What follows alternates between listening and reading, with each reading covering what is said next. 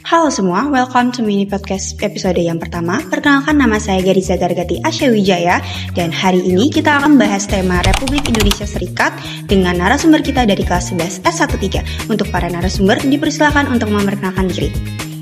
Saya Aditya Pramisiswandari. Saya Gaida Rahmadiana. Saya Raditya Sunjaya. Saya Rafael Marx.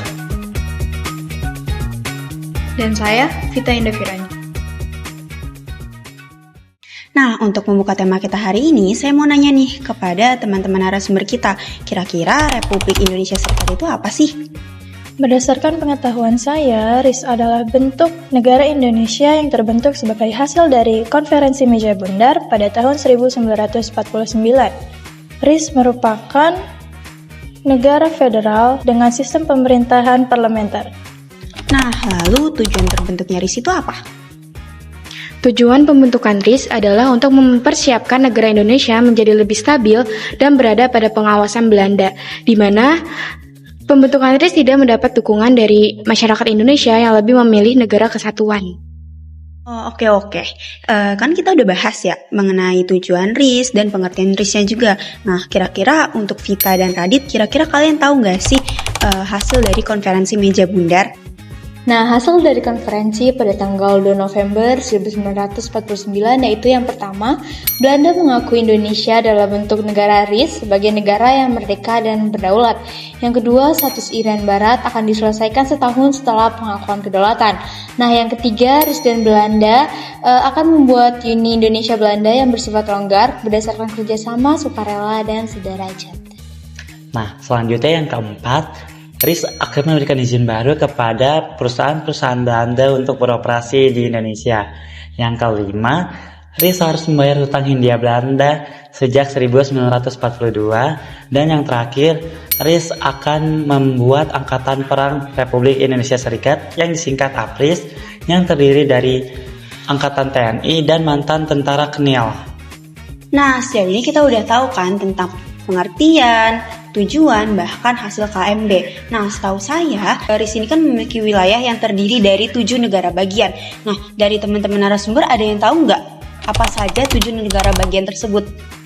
Nah, berdasarkan konstitusi RIS, wilayah RIS terdiri dari 7 negara bagian, yaitu yang pertama negara Republik Indonesia, yang kedua negara Indonesia Timur, yang ketiga negara Pasundan, yang keempat negara Jawa Timur, yang kelima negara Madura, yang keenam negara Sumatera Timur, yang ketujuh negara Sumatera Selatan.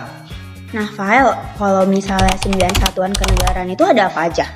Yang 9 satuan kenegaraan ini termasuk ke dalam wilayah yang pertama Jawa Tengah, Bangka Belitung, Riau, Kalimantan Barat, Jaya Besar, daerah Banjar, Kalimantan Tenggara, dan Kalimantan Timur. Nah, berarti wilayah RIS ini sangat tersebar luas ya. Kalau misalnya untuk kabinetnya, kira-kira ada siapa aja?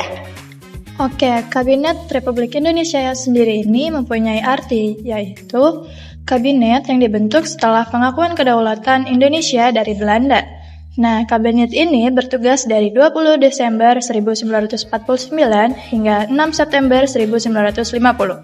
Beberapa menteri dalam kabinet RIS adalah yang pertama, Menteri Dalam Negeri yaitu Ide Anak Agung Gede Agung, yang kedua Menteri Pertahanan yaitu Sri Sultan Hamengkubuwono VI, yang ketiga Menteri Kehakiman yaitu Supomo, dan yang keempat adalah Menteri Penerangan yaitu Arnold Mononutuh. Nah, teman-teman, seperti yang sudah kita dengar, kesimpulan dari sejarah Republik Indonesia Serikat ini sendiri merupakan sebuah solusi dari konflik Belanda dan Indonesia setelah proklamasi kemerdekaan Indonesia pada tanggal 17 Agustus 1945. Nah, pemerintah Belanda tidak mengakui kemerdekaan tersebut sehingga terjadinya sebuah konflik bersenjata hingga perundingan-perundingan internasional. Dalam perjanjian KMB disepakati bahwa Belanda akan mengakui kedaulatan Indonesia dalam bentuk RIS, namun tetap dengan ketentuan bahwa Irian Barat atau Papua tetap berada dalam wilayah Belanda. KMB menghasilkan kesepakatan di mana Indonesia diakui sebagai negara berdaulat, namun berbentuk federasi yang bernama Republik Indonesia Serikat. Namun, sistem federasi ini tidak bertahan lama. Banyak sekali tekanan dari berbagai kalangan di Indonesia yang meminta Indonesia untuk kembali menjadi negara kesatuan. Akhirnya, pada tanggal 17 Agustus tahun 1950, RIS dibubarkan dan negara Indonesia kembali menjadi negara kesatuan yang bernama Negara Kesatuan Republik Indonesia. Nah, itulah dia mini podcast kita pada hari ini. See you on the next podcast.